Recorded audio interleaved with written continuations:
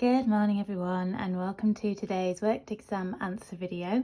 As per the poll I put on my Instagram story over the weekend, I am here with the first of the few complex calculation run-throughs I am planning to record for this week. So we've got quite a complex calculation here. It's worth 7 marks in total. It's been broken down into 3 separate sentences, and we're going to be using a lot of different skills here. We're going to be using our back titration skills, our equation writing skills, different equation triangles, moles, mass and MR, moles, concentration and volume. There's a lot going on. And with any question like this, as I've said in previous videos, we're going to work from the back upwards, but obviously we are still going to have to digest what the question is asking us to do from the top down. So we may as well do that now before I do my annotations. So we are adding 627 milligrams of hydrated sodium carbonate to 200 centimeters cubed of 0.250 mole per decimeter cubed hydrochloric acid in a beaker, and it gets stirred. After the reaction was complete, the resulting solution was transferred to a volumetric flask made up to 250 centimeters cubed of deionized water and mixed thoroughly. Several 25 centimeter cubed portions of that resulting solution were titrated with 0.15 mole per decimeter cubed aqueous sodium hydroxide. The mean titer was 26.60 centimeters cubed of aqueous sodium hydroxide. Calculate the value of X in Na2CO3.X H2O, show your working, and give your answer as an integer, which is a whole number.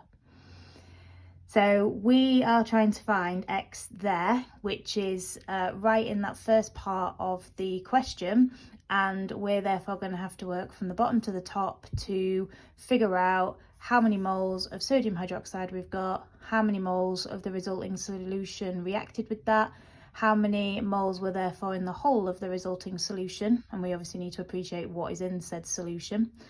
Figure out how much hydrochloric acid we reacted with this in the first place, and then use all of that information to get the MR of this from the mass, which is in the wrong units, no surprise there. Convert that into the right units, use that to get the MR, and then get rid of the MR for the sodium carbonate and work out what MR is contributed with the water, and then we'll be able to figure out X. So I'll obviously do my worked answers and my annotations, and I'll come back and explain everything as clearly as I possibly can for you guys. Okay, so please don't be overwhelmed. I have tried to lay this out in what I thought was a helpful way.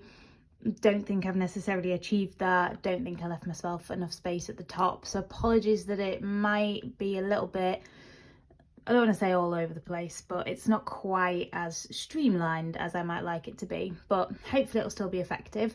So I've chosen 3 different colours, and it will be no surprise to those of you who've watched my videos before that I've gone with red for the hydrochloric acid and I've gone for purple for the sodium hydroxide, and then just to give me a contrasting colour, I've chosen blue for the hydrated sodium carbonate. So everything about that's in blue, and you can see that I converted the mass from milligrams to grams here just to save me a bit of room down there.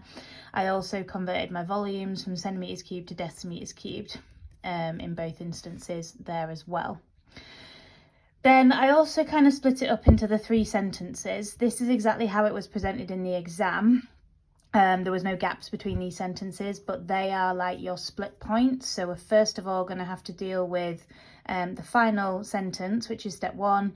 Then we're going to deal with the penultimate sentence, which is step 2, and then the first sentence, which is bizarrely step 3. But we know in lots of these calculations we are going to work backwards. Now, I guess the first fundamental thing we have to understand is once the hydrated sodium carbonate reacted with the hydrochloric acid, this resulting solution is what goes on to react with the sodium hydroxide. We need to know what's in that resulting solution.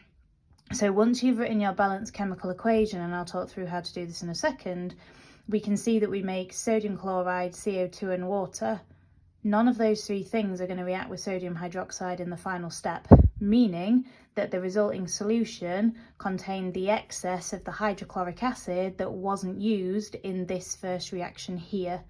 That was then turned into 250 centimetres cubed of resulting solution in a volumetric flask. We then used 25 centimetres cubed of that in this second reaction here. And this is a bit more of a standard back titration question of old. This isn't from that older paper, I believe it's 2018. Definitely still could get questions like this, but a little bit different to some of the newer ones where once you've scaled up to get the number of moles in the volumetric flask, you're calculating a mass and that's that. Whereas here we're doing one reaction and then we're taking the leftover acid in this case and doing a second reaction with that, which is your titration, and then we're working backwards through an additional step to go all the way back to the sodium carbonate. So first thing I did was I wrote out both of my equations, and this one, if I have moved it a little bit further down, would have been helpful. Sodium carbonate, any carbonate when it reacts with an acid makes a salt plus carbon dioxide plus water. So that's what I started with, sodium chloride being the salt, CO2 and water. Because sodium carbonate has the formula Na2CO3, we're going to need to make 2 moles of NaCl, which means we're going to need 2 moles of HCl. And that's key in getting us this 1:2 ratio, which I'll come back to at the end. In terms of balancing the water, we would make 1 mole of water whether we had these XH2Os there or not. And they're not going to be that worried about you balancing this, but if 1 mole of water comes from the 2 H's from the acid and 1 of the O's from the carbonate, that would be our usual 1 H2O, but we've also got these as well. So I wrote the number of moles of water produced as X plus 1. Don't worry too much about that. Then I wrote my second equation, acid and alkali is a salt plus water. That thankfully is already balanced, so that gives me this 1:1 ratio. Now the last piece of information we were given was the mean titer of the sodium hydroxide, which I've converted to decimeters cubed, and then before that we were given the concentration of the sodium hydroxide. So from there I got the moles of the sodium hydroxide, and because the sodium hydroxide and the HCl in the resulting solution are in a 1:1 ratio, that's also the moles of the HCl in 25 centimeters cubed of the resulting solution, because the final sentence, my step 1, says several 25 centimeter cubed portions were titrated against the sodium hydroxide. So that's how many moles we would have in 25 centimeters cubed. The penultimate, and our second step, is that the resulting solution was initially transferred to a volumetric flask and made up to 250 centimetres cubed, and we've then used 1/10 of that volume. So using that logic, if we want to know how many moles of the HCl there are in 250 centimetres cubed of the resulting solution, we're going to times that by 10. And we're used to doing that in our back titrations, that's our scaling of the moles. So that is then how many moles were left at the end of reaction 1 that ended up in that resulting solution.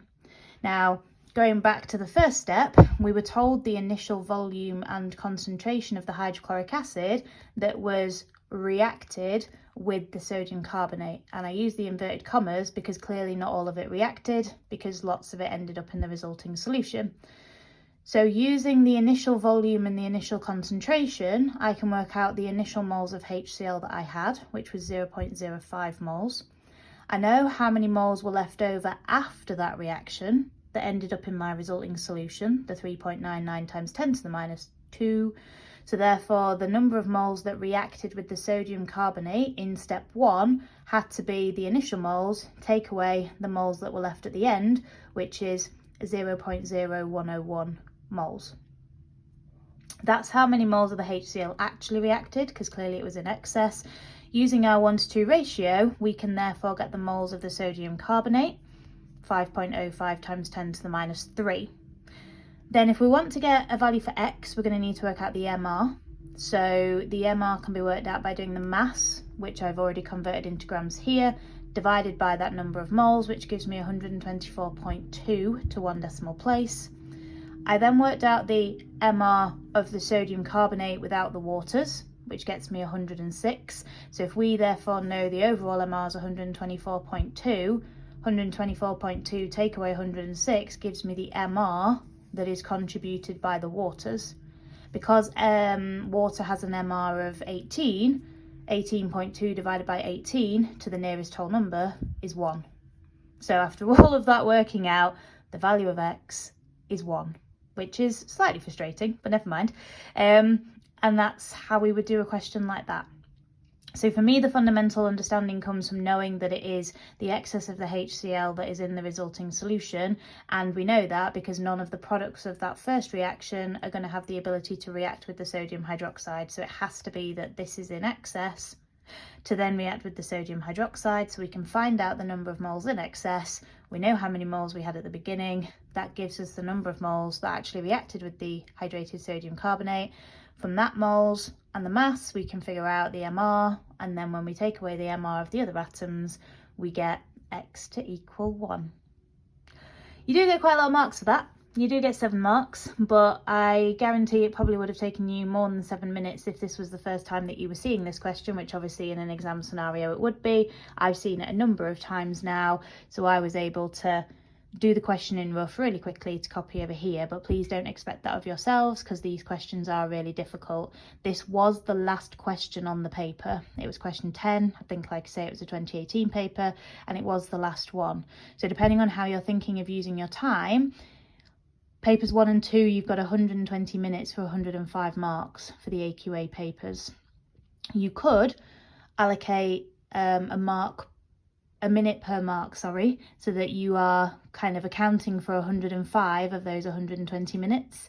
That would leave you with a spare 15 minutes where you could either go back to questions you couldn't do, or I would suggest for questions like this, add on a couple of extra minutes. So rather than saying I'm going to give myself 7 minutes, maybe set yourself a timer, or in the exam check the time before you start. Maybe give yourself 10 minutes and use some of those use 3 of those 15 spare minutes that you have, and see how you get on in that time, because questions like this could very easily kind of roll on and on and on, and before you know it, you've spent 20 minutes and you've not really gotten anywhere, and there's other questions you could have picked up marks on, if that makes sense. Obviously, how you choose to approach these things is completely up to you. I can only offer some suggestions. I don't have all the answers. I don't certainly have all the right answers. And there is certainly multiple ways of approaching questions. So please do not feel that if you do something differently to me, that your way is wrong. Not at all. At the end of the day, it's what's effective for you. I'm just here to hopefully make certain things a little bit easier for you guys. So hopefully that's been useful. Any comments, as always, please do let me know, and I wish you all a fabulous day.